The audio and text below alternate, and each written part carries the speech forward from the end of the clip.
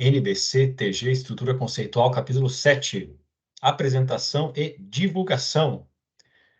Apresentação e divulgação como ferramentas de comunicação. Então, a entidade que reporta, comunica informações sobre os seus elementos, apresentando e divulgando informações e suas demonstrações contábeis. A comunicação efetiva torna essas informações mais relevantes e contribui para uma representação fidedigna dos elementos das demonstrações. E também aprimora a compreensibilidade e comparabilidade. A comunicação efetiva requer que a entidade concentre-se em princípios e objetivos de divulgação, em vez de concentrar-se em regras, que classifique as informações de maneira a agrupar itens similares e separar itens diferentes, aqui conforme a característica da comparabilidade. Itens similares devem parecer similares e itens diferentes devem parecer diferentes. E agregar informações de tal modo que não sejam obscurecidas por detalhes desnecessários ou por agregação excessiva, que é compreensibilidade, informações claras e concisas. Sobre objetivos e princípios da apresentação e da divulgação, e a entidade tem que ter flexibilidade para fornecer informações relevantes que representem fidedignamente seus elementos e também exigir informações que sejam comparáveis, tanto de período para período, para a entidade que reporta informação, como no único período entre diferentes entidades. Aqui, a característica da comparabilidade.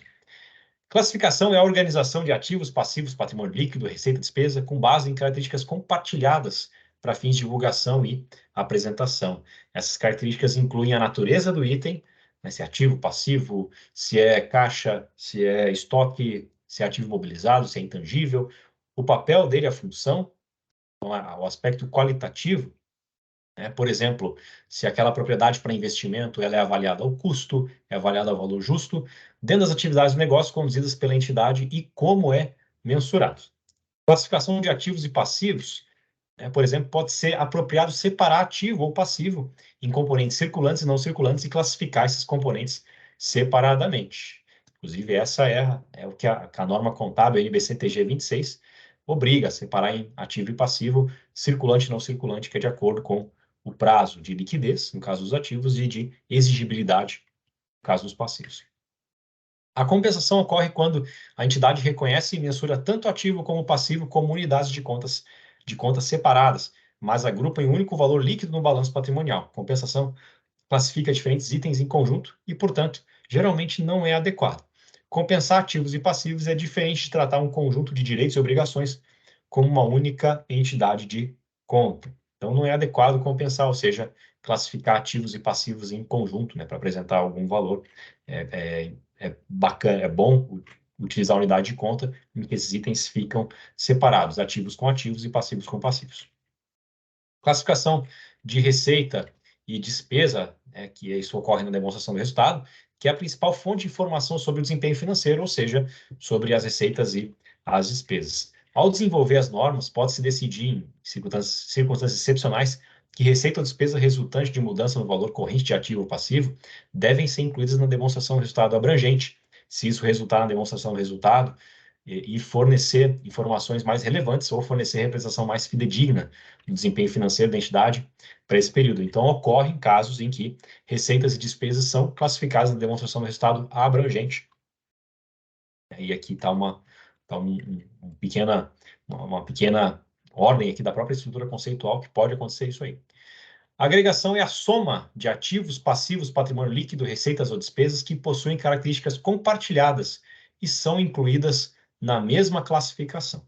A agregação torna as informações mais úteis ao resumir grande quantidade de detalhes.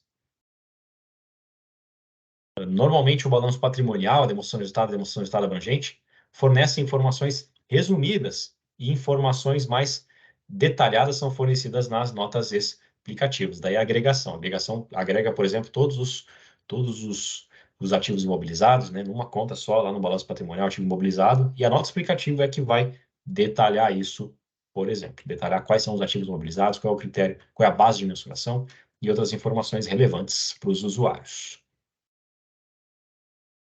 Vamos ver como isso é cobrado, então, a questão da Fundatec, técnica em contabilidade, Você pode parar o vídeo para tentar responder sozinho, ou podemos responder juntos agora, em que nós temos que completar aquela palavra, a é a soma de ativos, passivos, patrimônio líquido, receita ou despesa, que possuem características compartilhadas e são incluídas na mesma classificação.